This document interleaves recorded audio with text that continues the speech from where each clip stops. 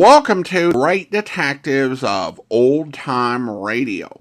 From Boise, Idaho, this is your host, Adam Graham. In a moment, we're going to bring you this week's episode of Mr. and Mrs. North. But I do want to encourage you, if you enjoy this podcast, to follow us using your favorite podcast software. Also, if you've not already, I do encourage you to check out my ebooks, All I Needed to Know I Learned from Columbo, and All I Needed to Know I Learned from Dragnet. Each examine the careers and history of 7 great fictional detectives and policemen and life lessons that can be learned from them. They are available as audiobooks through audible.com and the Apple Store, and also wherever fine ebooks are sold. This will be the first network version of Mr. and Mrs. North we've heard in a while. Worth noting that the show at this point has moved from NBC to CBS and also has a new sponsor. Now, from May 30th, 1945, here is The Mystery of the Triggerman.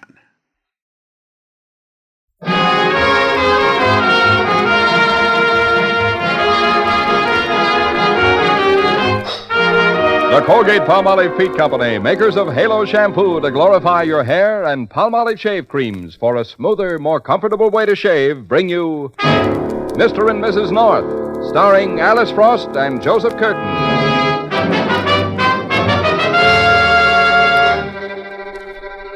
Tonight, Pam and Jerry North have some gunplay with the Triggerman who goes off half-cocked in The Mystery of the Triggerman.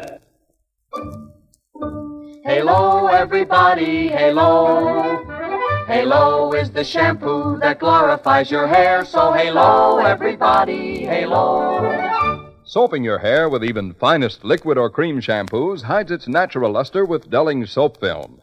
So in choosing your next shampoo, remember, Halo Shampoo contains no soap or sticky oils, cannot leave dulling film. made with a new patented ingredient, Halo glorifies your hair with your very first shampoo. Leaves it soft, lustrous, easy to manage, with colorful, natural highlights. Halo quickly, effectively removes loose dandruff from both hair and scalp. Halo gives oceans of fragrant, soft water lather even in hardest water. Rinses away quickly, completely. Needs no after rinse. Especially safe and gentle, it's ideal for children's hair, too.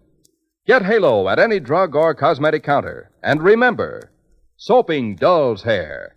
Halo glorifies it. So halo, everybody, halo. Halo shampoo, halo. Now, tonight's adventure with Mr. and Mrs. North.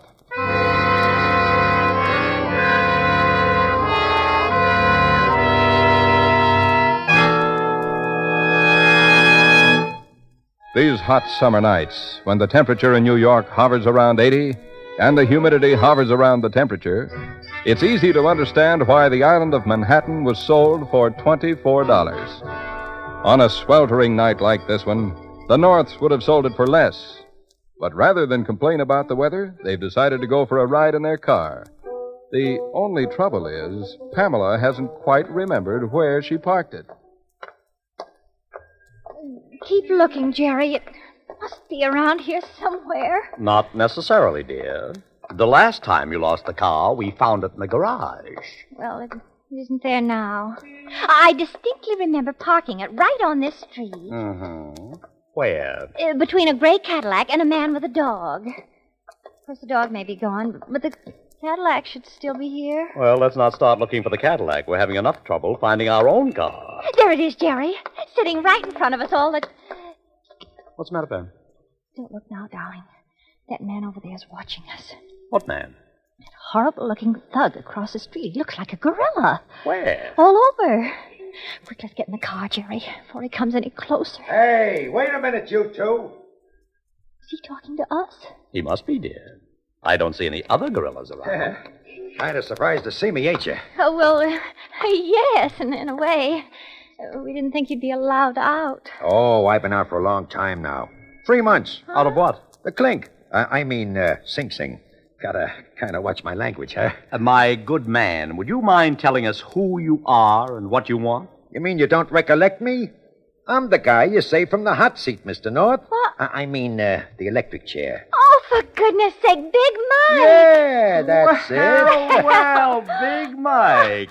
When did you break out? Oh, I didn't break out, Mr. North. I got time off for good behavior. Oh, now, Mike, you're not capable of good behavior. Oh, you got me wrong, Mr. North. I'm a changed character. 5 years as a gardener in a prison made me see the light.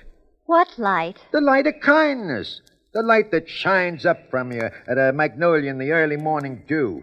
And that's why I'm in a jam. Oh. I'm going to get murdered. Murdered? Well, either that or I'm going to have to murder somebody myself. Lucky Lamson wants me to bump somebody off for him. Are you kidding? Who's Lucky Lamson? My old boss. I used to crack skulls for him in the old days, but that kind of work is foreign to my nature now. Oh. I couldn't crush a violent. And Lucky Lamson threatened to kill you if you don't commit this murder? In 48 hours. What am I going to do, Mr. North? Well, you might go to the police. With my record? They wouldn't believe I've seen the light. And if Lucky Lamps never found out I crossed him, he'd plant me in the ground. Now, you gotta help me, Mr. North. And have him plant Jerry in the ground? Now, wait a second, Pam. Mike's in a tough spot. I'll say I am. I gotta kill a guy or get killed myself. It's either his throat or mine, no matter how you slice it. Where do we find this Lucky Lamson? Now, Jerry, you're I'll not... show you. He's got a florist shop up on Grove Street. Florist shop? Yeah. He uses it as a blind for his nefarious activities. And I work from there. Only, I don't want to pull no more triggers. I just want to gather rosebuds.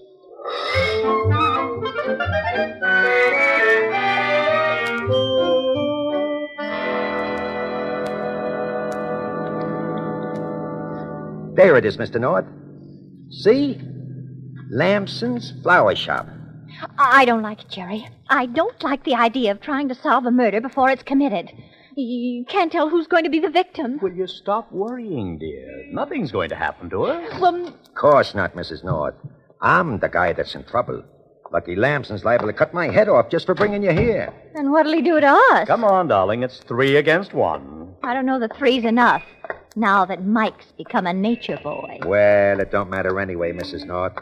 Lucky Lamson ain't here. What do you mean? Well, I guess he closed up for the night. Look, store's dark. Well, let's go home before it gets light again. Wait a second. There's a note on the door. What kind of a note? See, it's for me. From Lucky. Anything important? Dear Mike, never mind about that 48-hour job. I'll take care of it myself. Oh, well, that's a relief. Or is it? Not if Lamson's going to murder somebody. Take the night off, Mike. I've gone over to Harry Taylor's place for the rest of the evening. Holy smoke, we got to get over there right away. Why? What for? Harry Taylor's the guy I was supposed to murder.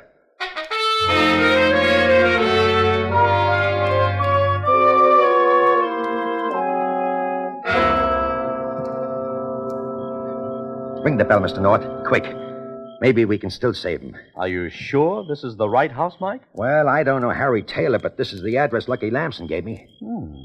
Pretty fancy-looking place. Will you ring the bell, Jerry? All right, dear, all right. What's Lamson's connection with Taylor, Mike?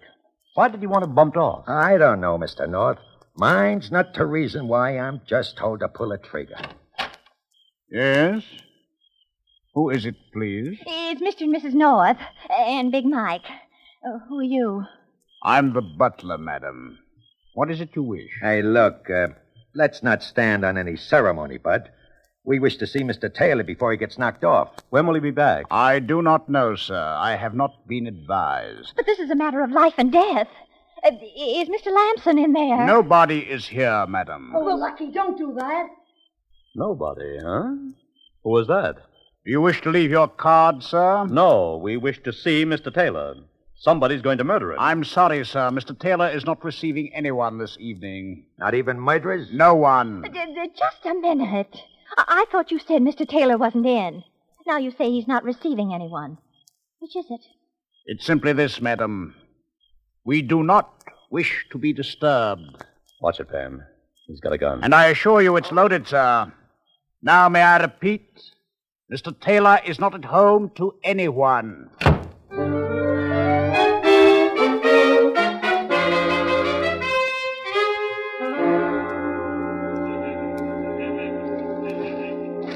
For Pete's sake, Pam, where are you taking us? Around to the back of the house. There must be some way of getting into this place.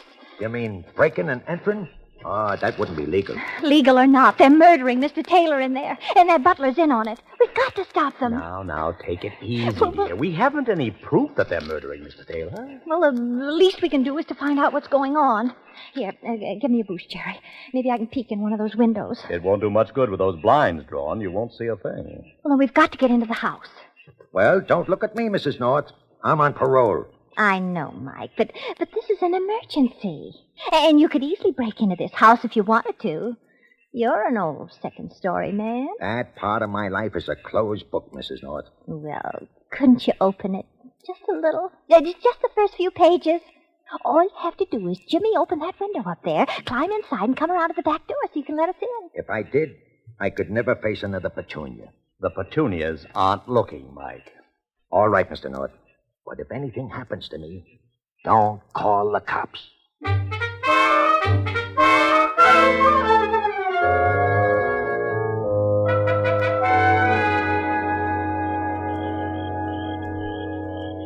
Jerry, I can't understand why it's taking Mike such a long time. He went through that window 5 minutes ago. Maybe he got lost inside.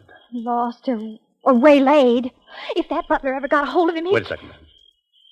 Somebody's at the door. Anybody we know? Get back. We'll see you in a minute. Mrs. North, where are you? Right here, Mike. Everything all right? Yeah, coast is clear. What took you so long? I almost ran into that crazy butler. Had to hide under the stairs till he got out of the way. Did you see anybody else inside? No. Well, let's have a look. Careful, Jerry. I wish we had a flashlight. I don't like the idea of stumbling around in the dark with that butler loose. Golly. Where are we? In the kitchen, I guess. Rest of the house must be over this way. What way? Can't you see the hall? I can't even see you. Here, take my hand, Pam. Only let's be quiet. Darling, will you stop moaning? I'm not moaning, Jerry. I'm not even breathing. For crying out loud, Mike, is that you? No, but it will be if we don't find out who's doing it. Darling, there's somebody in here with us. Somebody or something. Wait a second. It's coming from over here. In the closet. The broom closet. Now, Mike, you know brooms don't make a noise like that. Stand back, Mike.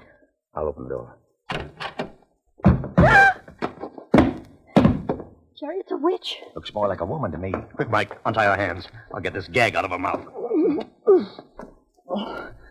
Oh, thank you. Maybe we better get a doctor. No, I'm all right. Just have to catch my breath and... Oh, my head. What happened to me? That's what we'd like to know. How'd you get into this broom closet?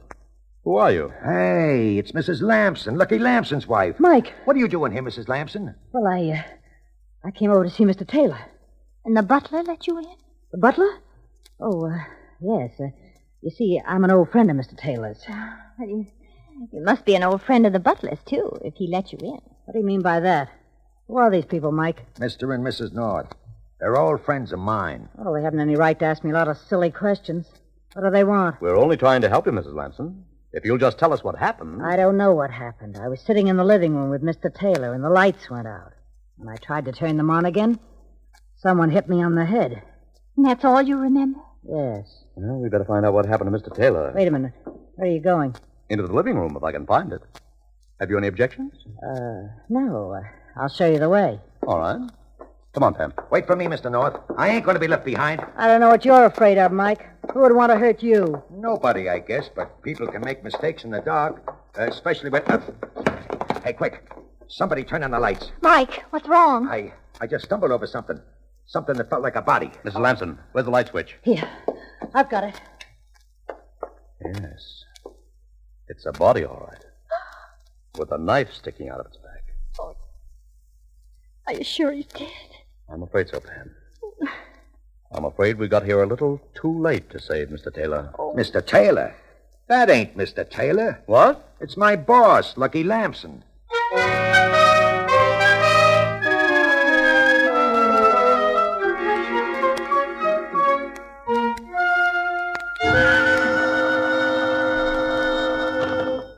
Homicide, Sergeant Mullins speaking. Oh, Mullins, you've got to come over here right away. Where's here? Mr. Taylor's house on Grove Street. Something dreadful has happened. Mr. Taylor isn't dead. Well, what's dreadful about that? But he's the one who was supposed to be murdered. Lucky Lamson gave Mike 48 hours to kill him. But he doesn't have to anymore. Who doesn't have to?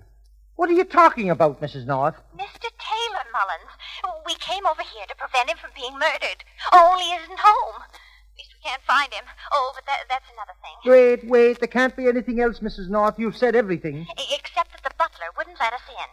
Very suspicious character, that butler. Only he isn't here now either. Well, who is there? Oh, everybody else. Mrs. Lamson, Jerry, Mike, and me. And you're all having a fine time, I take it? No, Mullins, we're having an awful time. Nobody knows what to do.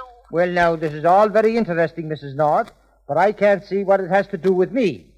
Now, think hard. Didn't you have some reason for calling this office? Oh, didn't I tell you, Mullins? Lucky Lamson was murdered. I knew there was a... Murdered! Stay where you are, Mrs. North. I'll be over in 5 minutes.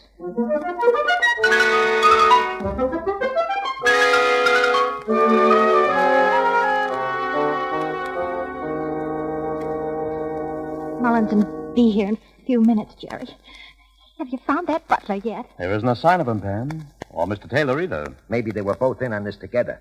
Maybe the butler turned off the lights and Mr. Taylor stuck the knife into Lucky's back. Oh, that's ridiculous. Mr. Taylor had no reason for killing my husband. But maybe you had a reason. What are you driving at? Well, I'm not driving at anything, except that you were in the room when the lights went out. Well, of course I was in the room, but I was hit over the head. Just a minute, Mrs. Lamson. Where do you think you're going? Well, I need some fresh air. It's hot in here. I thought I'd take a little walk. Oh, no, you don't. You're waiting until Sergeant Mullins arrives. I beg your pardon, sir, but Mrs. Lamson is leaving now. Jerry, it's the butler. With that gun again. I must ask you to stay where you are, everyone. I would like to speak to Mrs. Lamson alone. What for? What do you Will want? you come with me, please? There isn't time to ask questions. All right, I'll come. Quickly, madam, through this door. Jerry's taking her out in the street. Exactly, Mrs. North. And before we leave, a word of warning. Don't try to pursue us. I'm going after them, Mr. North. Don't be a fool, Mike. You'll get killed. Well, somebody's got to keep an eye on him. If that butler gets away this time, we'll never find him. I'm going out the back. Mike! He's right, Jerry. We ought to go, too. Pam, come back here. Oh, for goodness sake, let me go, Jerry. You're not leaving this house till Sergeant Mullins gets here. All right.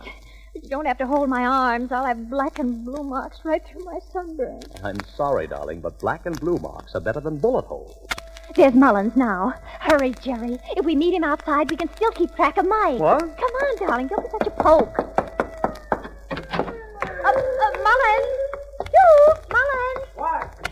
Go right inside. Jerry and I have to look for Mike. What's that? Oh, we haven't time to explain, Mullins. Come on, Jerry. What's that, Mrs. North? The body's in the living room. We'll be back later. Wait a minute now. Where is everybody? What? Where are all the people? What? No, never mind. I'll solve this case myself.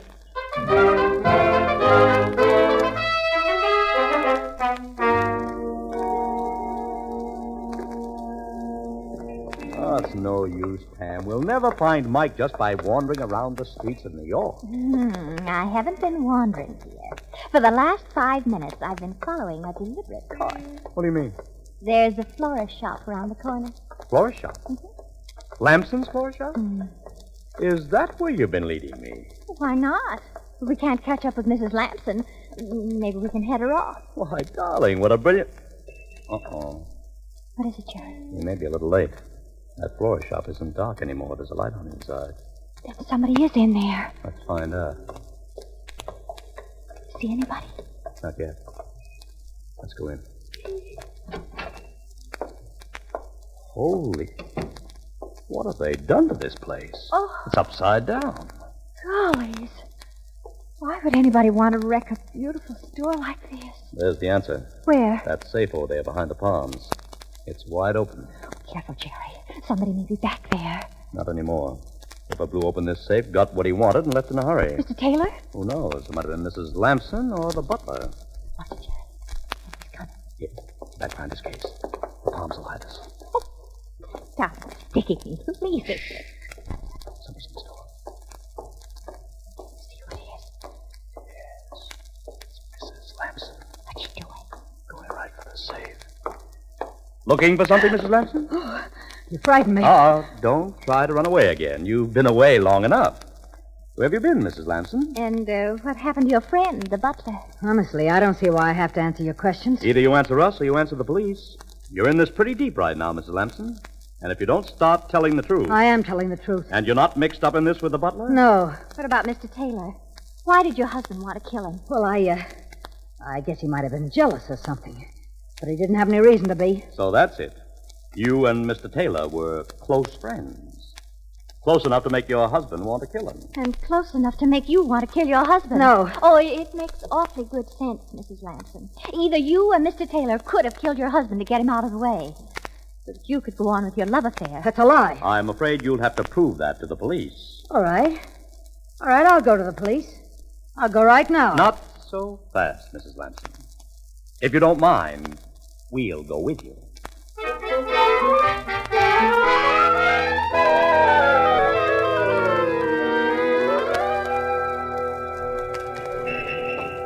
This way, Mrs. Lamson. We'll grab a cab on the corner and get right down to headquarters. Well, don't bother with a cab. My car's right here. Where? Right at the curb. Come on. I'll take you wherever you want to go. Say, this is quite a buggy you've got here. Chauffeur and everything. Wait a minute, Jerry. I don't like this. Neither do I, Mrs. North. But you better get in. I've got a gun in my hand. Oh, that's different. Now, look here, Mrs. Get Lamson. in. Well, if you insist. That's better. Where to, Mrs. Lamson? The highway. And make it snappy. Yes, ma'am. Jerry, that chauffeur. What about him? He isn't a chauffeur at all. He's that horrid butler. I'm a man of many talents, Mrs. North. Keep your mind on the road, Harry. Yes, ma'am. Now then, Mr. North, I want that money. What money? The money you just stole out of my husband's safe. I never dreamed you'd get there before we did. Jerry, what's she talking Don't about? stall, Mrs. North. I know you've got it. And you better give it to me, or the two of you are going for a ride. Look, Mrs. Lamson, you're making a terrible mistake. Hand that money over, Mr. North, before it's too late. But we haven't got it. Of course not. Your sweetheart, Mr. Taylor, must have taken that money. He beat you to it. You're wasting time, Mr. North, and you haven't got much left. Well, why couldn't Taylor have taken it? For a very good reason, Mr. North. Because I'm Mr. Taylor. You? How many people are you? Just one, Mrs. North. I lied to you about being the butler because I had good reasons for not wanting you in my house. But I have no reason to lie to you anymore. Because you and Mr. North are going for a ride.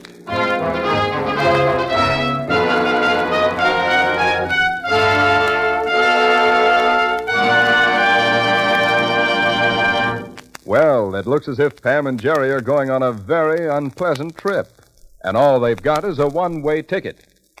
And now, here's Ron Rawson with good shaving news. Men, do you shave with a lather or brushless shave cream? Palmolive shave cream comes both ways, and whichever method you use, you'll find the new Palmolive shave cream way to shave means more comfortable, actually smoother shaves for 3 men out of every 4. Yes, 3 men out of every 4 get more comfortable, actually smoother shaves the Palmolive shave cream way. It's a fact, men, not a promise. 2,548 men tried the new Palmolive way to shave. And no matter how they shaved before, 79% found beards cut easier, 75% less razor pull, 69% closer shaves, 80% smoother feeling skin. And 3 out of every 4 got more comfortable, actually smoother shaves. Just get Palmolive shave cream, either brushless or lather, and do this. Wash your face with soap and water. Rinse. Then soap face thoroughly again. Do not rinse. Work Palmolive shave cream upward into beard to get the full benefit of Palmolive shave cream's beard conditioning effect. Then shave. That's all. But remember, Palmolive shave cream, either brushless or lather, offers proof of more comfortable, actually smoother shaves for 3 men out of every 4.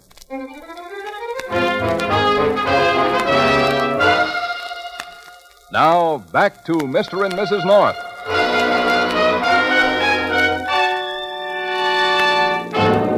For the 20th time, Mrs. Lamson, will you listen to reason? Not your reasons, Mr. North. You've been after that money since early this evening. That's why you broke into Mr. Taylor's house. We broke in to prevent a murder. And we might have succeeded if you and Mr. Taylor hadn't already killed your husband. I didn't kill him. Well, one of you did. That's why you've been covering up for each other all evening. Lucky Lamson was in your way, so you planned to kill him and steal his money. All right, we planned to kill him. Planning is one thing. Execution of those plans is another. As you'll soon find out. Well, then you admit I that admit nothing. Harry, there's a car behind us. Yes, he wants to pass. I'll pull over and let him go by. Why does he keep blowing that horn? I don't know, but he's not giving me much room. He's trying to crowd us off the road. Harry, look out! I'll have to stop. He's forcing me over. Grab a gun, Jerry. You stay where you are, or I'll blow your head off. Leave him alone. We've got to run. Harry, wait! Come on. Get out of the car. Oh, no, you don't. Oh. Get your hands up and stay where you are. Mike!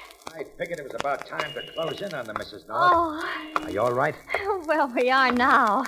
But how did you get here? I've been following them all along. Ever since they ducked out of Mr. Taylor's house. Oh. Saw him drive up to the flower shop and everything.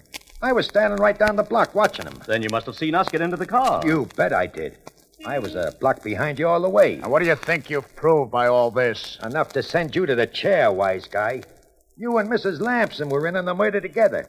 You knocked off her husband, and you tried to steal his dough. Only the Norths caught you when you cracked open the safe. That's a lie. Is it? I followed you every step of the way. Then it is a lie, Mike. Huh? If you were following them, how could you possibly know that the safe was cracked open?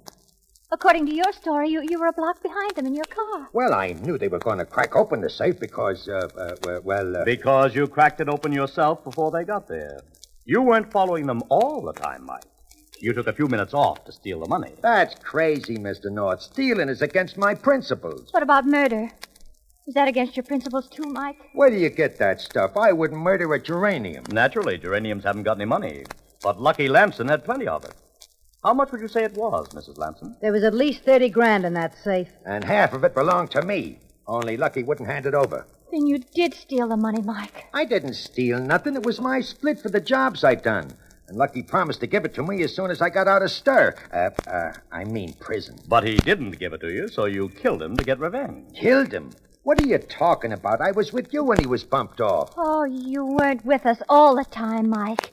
You were in that house alone for a full 5 minutes while we were waiting at the back door. That's it. That's it. He's the one who turned off the lights. Turned off the light, stabbed Lucky, and hit me over the head. You're crazy, all of you. Not crazy enough to fall for a story like yours. You might not have planned to kill Lucky Lamson in the beginning, but when you got into that house tonight, you couldn't resist it. You had a perfect setup, a perfect alibi. And 2 people to blame the murder on. Get back in the car. Go on, get back or I'll kill you, too. Oh, my hand. You're not the only one with a gun, Mike. Why, you lousy... Sorry, old man. I don't like to interfere with Mrs. Lamson. But I need you to save us the trouble of being tried for murder. Come on, Mike. Sergeant Mullins is waiting.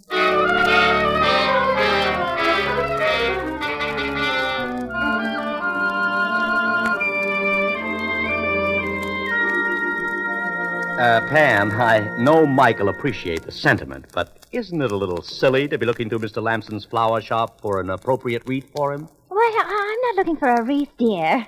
I just want to send him some sort of a plant. What for? Dragging us into his private argument with Lucky Lamson?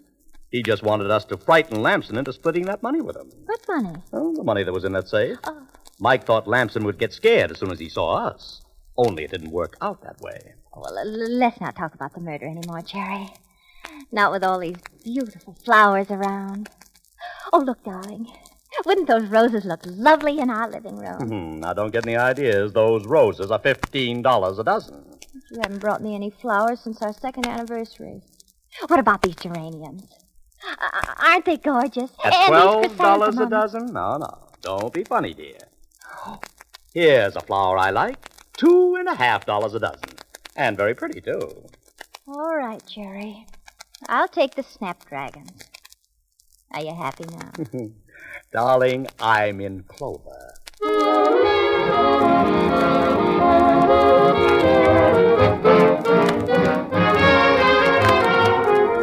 Remember, every Tuesday night at the same time, the Colgate-Palmolive Feet Company, makers of Halo Shampoo to glorify your hair and Palmolive Shave Creams for a smoother, more comfortable way to shave, bring you Mr. and Mrs. North, starring Joseph Curtin and Alice Frost. The characters are based on those originally created by Francis and Richard Lockridge. Original music is composed and conducted by Charles Paul. The program is produced and directed by John Lufton. Joe King speaking. Want to remove dull film, get teeth naturally bright, beautifully clean? Use Colgate tooth powder with a 2-minute routine. Over 4,000 dentists say Colgate tooth powder with a 2-minute routine gets teeth sparkling and super clean. Simply brush teeth 2 minutes morning and night with Colgate tooth powder. Brush inside, outside, and biting surfaces. Always brush away from the gums. Watch how this removes dull film that improper brushing misses. Notice how shining clean it gets your teeth. Colgate tooth powder leaves breath sweet, too. Try it. Get Colgate tooth powder today.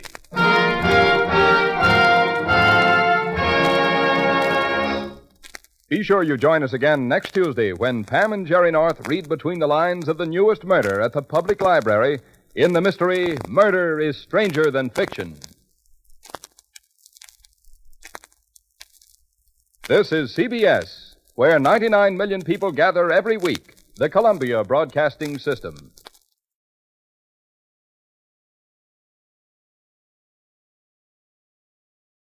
Welcome back. Well, it's interesting to see a Ralph Bell character try to pretend to be a butler. It's a unique performance that does give some insight as to why you don't hear him cast as a butler. I will say I didn't like Pam's characterization in this story, as I think she was kind of hysterical a lot compared to her being much more steady in the episodes we heard earlier in the series. And it seems to be without rhyme or reason.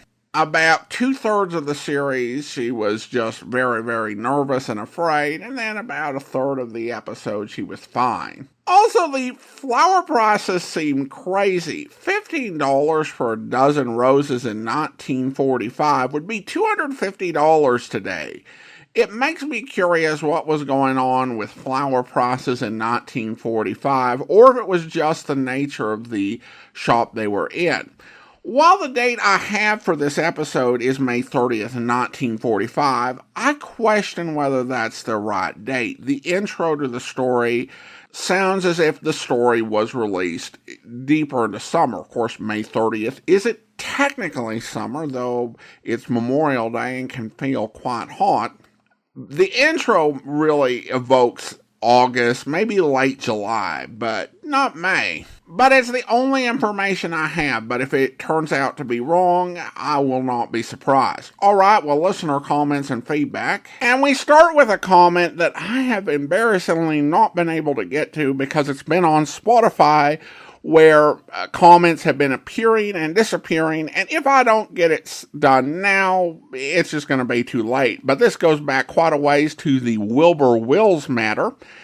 And the Lion's Eye writes, Howard Duff I caught right away, but listen again, was Stats Cotsworth the nephew? We know him best as Casey Crime Photographer.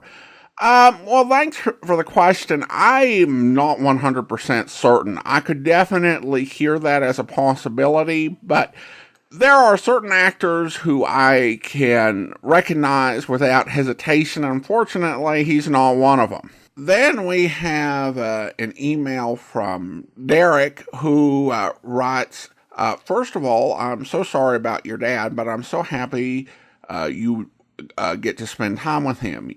You and he will be in my prayers. However, your recent intro say you're recording in Montana. It occurred to me as a listener, we just take your word for it. I thought how funny it would be if you treated the podcast like Dangerous Assignment. There are many strange and exotic locations you could say you are recording from. I know you are not the kind to lie, but I still laugh when I think about it. Well, thank you so much. I appreciate your kind comments and prayers, and same to everyone who has reached out. It, of course, has never occurred to me. I would rather be actually recording from exotic locations rather than making it up. Though probably for simplicity's sake, it's best if I limit my travels for recording to the United States. With most of my podcasts, it's such a habitual thing to state where I'm recording from, which is usually Boise. And I felt really blessed that I actually, first take I did in Montana, I managed to say Kalispell, because when I was recording earlier this year from Orlando, I kind of messed that up a couple of times. And I think even one episode got out with the wrong location tag. I'm so used to saying from Boise. Although over the years, of course, we've done Montana, Orlando, and Several years back, we were in Ohio, and I think I did a couple of podcasts for Old Time Radio Superman and or Dragnet from Reno. And then finally we have a comment from Dave, who just writes a very nice, enjoyed very much, thank you, over on YouTube regarding Pam Keeps Out of Trouble. Well, now it is time to thank our Patreon supporter of the day, and I want to thank Kathy. Kathy's been one of our Patreon supporters since February, currently supporting the podcast at the Seamus level of $4 or more per month. Thanks so much for your support, Kathy. And that will actually do it for today. If you're enjoying the podcast, please follow us using your favorite podcast software. And be sure to rate and review the podcast wherever you download it from. Mr. and Mrs. North will return in 3 weeks, but be sure and enjoy some wonderful encore programming the next couple of weeks. But before that, join us back here tomorrow for yours truly, Johnny Dollar, where... Yes? How do you do? My name is Dollar, Johnny Dollar. Oh, Johnny Dollar. Why didn't you come before? What? He begged you to come, didn't he? To come right away? Mr. Denham? Yes, but I told him... Then why didn't you? You might have saved him. Saved him? Yes, saved him. We buried him this morning. And I think he was murdered. I hope you'll be with us then. In the meantime, send your comments to box13@greatdetectives.net. Follow us on Twitter at Radio Detectives. And check us out on Instagram, instagram.com/greatdetectives. From Boise, Idaho, this is your host, Adam Graham, signing off.